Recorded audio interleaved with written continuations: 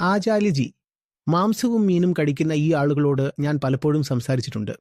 ജിമ്മിലും മറ്റും കാണുമ്പോഴൊക്കെ വലിയ ശാസ്ത്രജ്ഞർ വരെ ഒരു വാദം ഉന്നയിക്കാറുണ്ട്: മാംസത്തിലും മീനിലും അമിനോ പ്രൊഫൈൽ പൂർണ്ണമാണെന്ന്. ആട്ടിൻകുട്ടിയുടെയും ചെന്നായയുടെയും ഒരു കഥയുണ്ട്. ഒരു പുഴ ഇടത്തുനിന്ന് വലത്തോട്ടൊഴുകുന്നു എന്ന് കരുതുക. ആട്ടിൻകുട്ടി അവിടെ ഇടതുവശത്ത് നിന്ന് വെള്ളം കുടിക്കുന്നു, ചെന്നായ ഇവിടെ വലതുവശത്ത് നിന്നും. ചെന്നായ ആട്ടിൻകുട്ടിയെ നോക്കുകയാണ്. അവന്റെ വായിൽ വെള്ളം വരുന്നു. നമ്മളും ചെന്നായയെപ്പോലെ തന്നെയുള്ള മൃഗങ്ങളാണ്.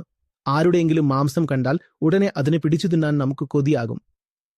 അപ്പോൾ ചെന്നായ ചിന്തിച്ചു, അതിനെ കൊല്ലാൻ എന്തെങ്കിലും ഒരു റീസൺ പറയണമല്ലോ. വെറുതെ എങ്ങനെ കൊല്ലും? അത് ന്യായീകരിക്കേണ്ടതുണ്ടല്ലോ. ചെന്നായ ആട്ടിൻകുട്ടിയോട് ചോദിച്ചു, ആട്ടിൻകുട്ടി, നിന്റെ എച്ചിൽ വെള്ളം എന്നെ കുടിപ്പിക്കാൻ നിനക്കെങ്ങനെ ധൈര്യം വന്നു?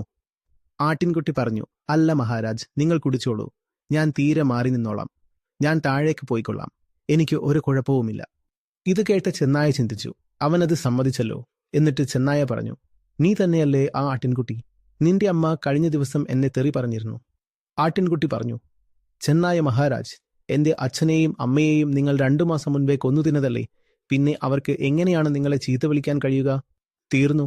ചെന്നായയുടെ വിശപ്പ് കൂടി വരികയാണ്. ആട്ടിൻകുട്ടി സംസാരിക്കുന്തോറും ചെന്നായയുടെ മാംസത്തോടുള്ള ആർത്തി വർദ്ധിച്ചുകൊണ്ടിരുന്നു. ചെന്നായ പറഞ്ഞു, ആട്ടിൻകുട്ടി, നീ ഒരുപാട് തർക്കിക്കുന്നുണ്ട്. ഞാൻ പറഞ്ഞ 2 കാര്യങ്ങളും നീ സമ്മതിച്ചില്ല. നീ 2 കാര്യത്തിലും എന്നോട് തർക്കിച്ചു. നിനക്ക് ശിക്ഷ ലഭിക്കും. ആട്ടിൻകുട്ടി തീർന്നു.